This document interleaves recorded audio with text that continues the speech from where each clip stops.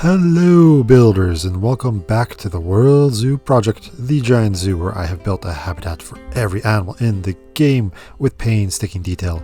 And you can download this zoo on the workshop if you so choose to destroy your computer. Now, today's video, as you might be able to tell, is quite a long one, and it will be featuring the largest habitat I have ever built in Planet Zoo, which will be taking from a large, ugly dirt ball to a vibrant habitat full of 11 different species. And in no particular order, those 11 species will be the Springbok, the plain zebra, the white rhinoceros, the common ostrich, the giraffe, the black wildebeest, the Sable Antelope, Thompson Gazelle, common warthog, blue wildebeest, and the African buffalo. Quite the collection of animals going into our safari ride for our guests, and is the perfect way for us to end off our African section of the zoo before we move on to some future builds. Now, like I said before, this is going to be the largest habitat in the entire zoo, and it took me roughly 15 to 16 hours to build the entire thing, so that is quite a lot of footage to go through. And as you can see, as a result, this video is longer than most, so if you don't want to watch it all, feel free to jump to the end where you can look at the end cinematic route tour. But if you want to just sit back and listen to some background noise, I shall do my best to rabble over our little speed build here. Now, let's get into the building of this massive project now, shall we? We start off by coming into our previous build, the African elephant habitat, and just building a small path that will conjoin with the center of this area. After all, while guests can of course ride a jeep ride, maybe they don't want to get that close to the animals, so I wanted to create a large overhanging path that the guests can take where they can see the animals from above and get a good view on most of the habitat. And we will again come back later in the video to start cleaning up those pathing. But right now, this first part of the video is more of a planning phase where I'm digging out a few waterways for a river and planning the jeep rides route. Overall, a bunch of boring stuff that we don't need to see too much of, so let's move on to the first real build. Now, this will be a large building for guests to enter. It'll be more of the entrance for the whole safari, as well we'll be housing a barn, and it will also be housing a barn for the animals to come rest in, allowing guests to see the animals through one-way glass and get a good look at them as they sleep peacefully.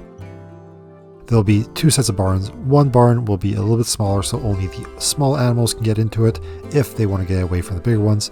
And then there will be a larger barn on the side for things like the giraffes and rhinos. Of course, the little animals can get in there too if they want to get a little cozy with them. But I decided to give the small animals their own space in case they were getting bullied.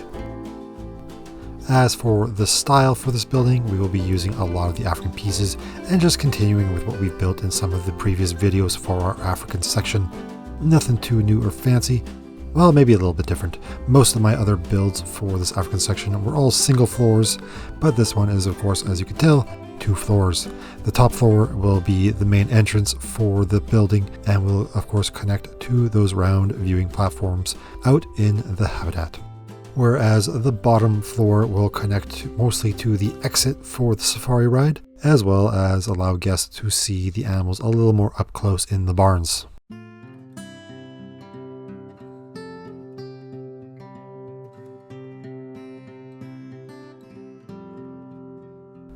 And feeling that the interior was a little boring, I decided to spice it up with a little mural. Though for the sake of time of this already long video, I'm just going to cut out me making it and just show you the final mural. I'm not the best at making these murals, but let me know what you think of it. I had a little bit of fun building it at least. And in the end, that's all that really matters, as long as I enjoyed the process of building. And continuing the theme of decorating the inside, I'll show you a little bit of what I did on the interior. Just a few plants here and there, along with a bit of rocks and masks. You know, just generic African stuff.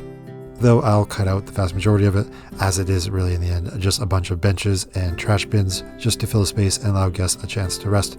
Overall, you don't need to see that, so we'll move on to working on the barn. We'll start off by just laying some simple stone on the bottom just to give it a bit of a natural look and creating a 2-high wall, because of course the giraffes will be coming in here to sleep and we need to make room for our tall boys. Now, a big key to building large buildings like this is to just create one wall section, as you've probably seen me do quite a few times in this video or in my other videos. And then just from there, copy and paste that wall section around and then make the micro adjustments. But if you get that large template complete, the walls will come together pretty quickly. Now with the tall section done, we can now create a smaller barn on the side and allow the animals to sleep in there. Now I decided that the barns were a little boring on their own, so I wanted to create some stalls for the animals to rest in and maybe get a little bit of privacy. Well, as much privacy as these little slits will allow them, since, well, they are a little bit open. But overall, they'll stop the animals from bumping into each other a little too much. And then I'll just copy the same design onto the other barn, although making it a little bit more open for the larger animals.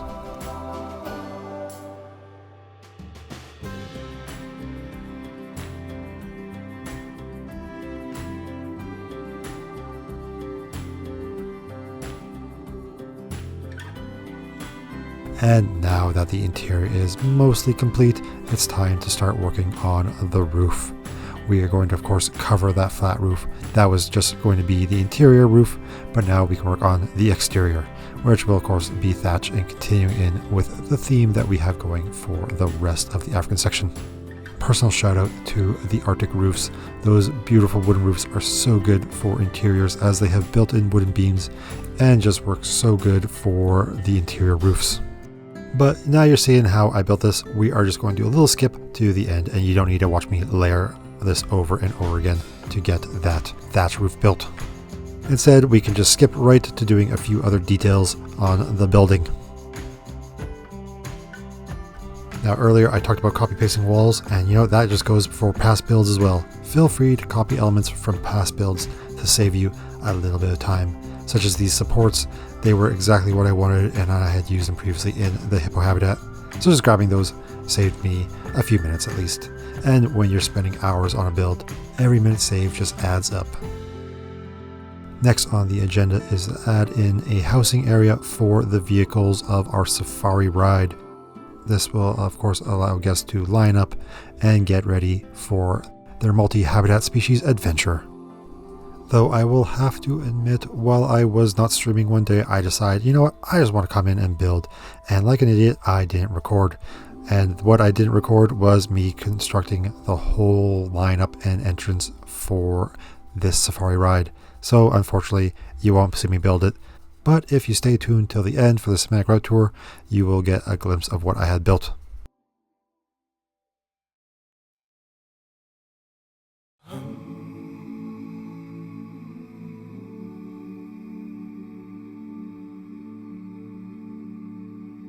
Well, it may not look like it right now, but we will have a river flowing through this whole area, and I need the animals and the keepers getting around it. So I decided to create a bridge that will allow them to get across the water without getting their little toes wet. I did try a couple designs as I was having a bit of trouble lining up these square nets to my angled sport beam, although what I came up with was using these ropes to mark the netting. I think it worked pretty well at the end for what I was trying to accomplish. Let me know if you would have done it a little bit differently, as I'm always looking for new ideas to steal, to adapt. Now, since I don't have the rest of that entrance footage like I mentioned before, we are now going to work on the habitat, and we're going to start off by building one of my favorite things in the world, a giant rock wall. Now, if you're new to the channel, there is something you need to know, and that is I love rocks. It's in the name after all. Now, I use rocks in a lot of my builds, and I just want to go for that huge natural look, so I try to use them for the barriers whenever I can. And usually when I do these rock walls, I add the plants after, but this time around, I decided to try adding in the plants first when I started doing the copy pasting. In the end, I think I ended up using a little too many, so I go around afterward fact and just start deleting some of the bushes, just to make it look a little bit more barren and not just a giant forested wall. In retrospect, things like this are probably why this zoo performs so poorly on most computers, as you can tell, I'm just adding in hundreds and hundreds of rocks just to complete this exterior wall for this habitat, when most people probably just use fencing or use the terrain tool. But me, I like going that extra mile with my rocks. Now, this is worth pointing out, but as you can tell from the amount of rocks we're adding in and just the sheer size of this habitat, that when you zoom out on the map, that you can compare this habitat alone to some other sections of the zoo. Now some sections which fit multiple habitats in their own right will fit entirely within this one single habitat. But after all, there's 11 species in here, and we needed to go big to fit them all in there. And as you will notice, I am filling the backdrop with trees. This is to create the illusion that there is more beyond this wall than there really is. This is what's called a forced perspective, and when you are down in the guest view, it will just make it look like there is just a huge, vast open wilderness beyond, when really it's just the edge of the map. And now we come for another favorite part of mine, and that is creating a waterfall. For the waterways of this habitat, I'm going to be using these orange desert rocks as they just stand out a little bit more, from the surrounding neighbors and add a bit of color to the water. As the rocks are in place, all that's left is just add in a multitude of these little waterfall tops just to make it look like the water is cascading down. Now we just quickly recreate what we just did, but just on a slightly smaller scale as we create this second waterfall that will connect the upper layer to the lower half of the habitat. One thing I will note about the rivers in the African section, the vast majority of them are all interconnected, and those that are connected all join up here into this habitat before flowing on into our desert themed area and then further on into our Indian section. I like connecting my builds together whenever I get a chance, and just connecting all the water just seemed like a perfect way to do it. Now, taking a brief break from the waterfall and the river, I decide it's time to start working on these little rings I have around the habitat that will allow guests to see the animals on foot rather than through the safari ride. Now, for the sake of time, I'm not going to make you watch me build all 3 of these rings. Instead, I'll just focus on building one and a few pieces here and there, and you can just assume that I replicated it for the other rings. After all, this video is going to be pretty lengthy, and anytime I can cut out, the better. Besides, you don't need to see me put this fencing around all of the pathing. You can just assume that I copy-pasted it pretty well around everything. So let's skip this and move on to working on the cover for the rings. Now, I played with several different versions for this, and this is what I ultimately decided on. Just using some simple supports with 2 layers of fabric over top, giving lots of shade for the guests to sit underneath and enjoy the animals. Once I had this looking just right, I decided to copy and paste it to the other side, creating a single group, and then from there copying and pasting it in a circle. And then from there copying and pasting it around. That way we get a nice simple circle to match the pathing. From there, it's just a simple matter of copying and pasting it to the others while changing the colors from red to blue just to make each one look a little bit more different and colorful. Now, originally I wasn't going to include this in the video, and for the most part I won't, but I wanted to still show you what I ended up doing with the safari track, in that I just buried it underground. That way it looks like the Jeeps were driving on the dirt all along and not some ugly metal track. But from there I just mark the edges with green, and to mark the tracks with some dirt on top, as well as outline it with a few rocks here and there, so I don't have to tilt the camera under the ground anymore. Now, from here on out, I won't show anything else to do with the track, and you'll just have to assume that I safely buried it all.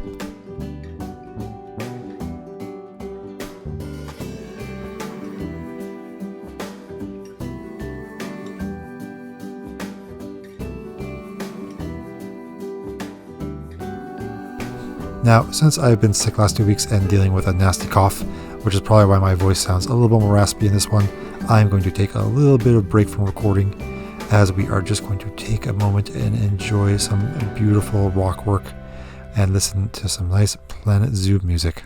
So let's take a chill moment and just rock out for a bit.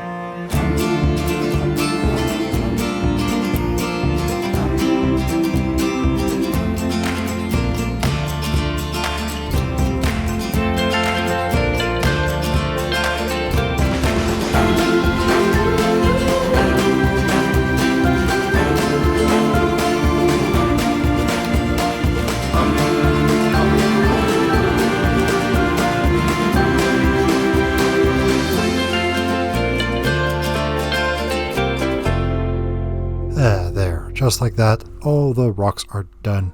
I hope you enjoyed that rock work, especially that lovely red rock that I was using for the base of the rivers. It's something I have never done before in one of my habitats, and I just really love the idea of it after using it in the waterfall. It's something that I will have to remember to use more in the future. Now, you might be a little confused about what I am building right here. It's starting to look like a vampire squid of the deep sea. It's just a nice tall shader for the animals, and it will allow them to get a little bit more sleep out here in the wilderness of the habitat rather than walking all the way back to the barn. Well, normally I like to make my habitats look as wild as possible. I decided to have a bit of fun with this one and create a farm right here at the edge of the habitat. Since this will be a large foot traffic area for guests as they continue on to our desert section, I decided to add in a lot of feeders around here and really attract all of our animals to this area. You'll have to excuse though that all the animals are currently in frame, as at this point I literally just added them all to the habitat. So they're all currently bunched around, and being that the game lags so hard when I unpause it, I have not unpaused the game and given them a chance to walk around yet. With the base of the farm complete, it is now time to add in all the plants and make it look, well, more like a farm. We are going to start off by adding in a few bits of grass and weeds around the outside before adding in a few rows of other plants. Specifically around where the watermelons are, we are going to be adding in a couple vines just to really make it look like this is a watermelon patch, and that way it will attract the animals to come in and feed on them. With all of that out of the way, it's time to finish off this habitat with a large, vast amount of plant work. We'll start off by decorating the river system, adding in some underwater plants, and of course the reeds and the papyrus around the edges, as well as a little bit of grasses and mangrove trees. All the stuff that just looks really beautiful around the river.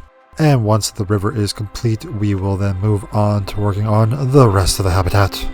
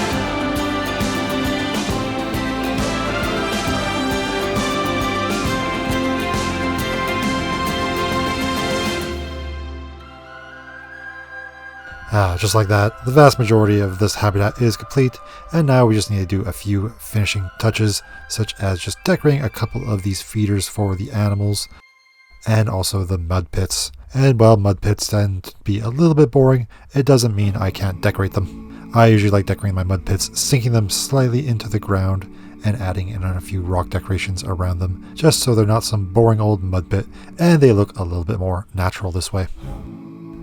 And next on the agenda is to, well, add grass to the entire grassland habitat.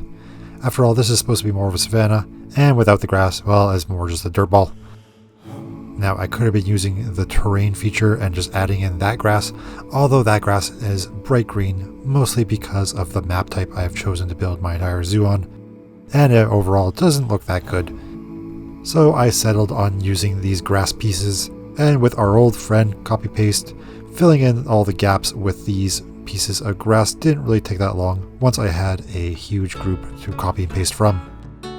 Although times like these really make me wish that Planet Zoo had a feature where you could just use different colored grasses in the terrain feature, as it would probably save me a lot of time, and it would probably be better for my computer's rendering as well. That's something we can hope and pray for in Planet Zoo 2. And speaking of Planet Zoo 2, they just announced it and I can't wait. I know once that game comes out, I will be starting a new project for another all-species zoo. Although what species will be placing the zoo, we'll just have to wait and find out to see what Frontier will release for us. I have so many questions and so many ideas, but all that will have to wait until we learn more from Frontier. With all the plants and the grass and the rocks and everything in, all that's left to do now is to create a sign for this area. I had followers over on my Twitch channel and my Discord submit names, and then I held a poll, and this was the winner: Grasslands Oasis. Now, as I complete this sign, let's just do a proper outro for the video, and then you builders can enjoy the cinematic route tour to complete this habitat. So make sure to do all of those YouTube things like, comment, subscribe, or don't, it's up to you really. But it does help out the channel. And make sure to click the link down below to download this workshop item, or come join me over on Twitch as well, where I am building things like this all the time. Though I am taking a bit of a hiatus on Twitch from Planet Zoo, being that I've already completed this zoo, I'm not too sure what else I need to do. I've already got all the animals in, and I've completed the game as far as I'm concerned, but I'm still playing other games as well that allow me to stretch my creativity. As for the future videos, since this is the final animal going in Africa, we will be moving on to a different section. Although I might have a bonus video of the African section where I build a small store and a hotel that will be overlooking this habitat. But once that video is uploaded, we'll then be moving on to the next section of this giant zoo, a lovely campground themed area that will allow people to camp and canoe around a lake. But that is all the rambling I have for you today. Let's finally end this video with that cinematic route tour. So builders, I hope I made your day a little better. Have a great one, and goodbye!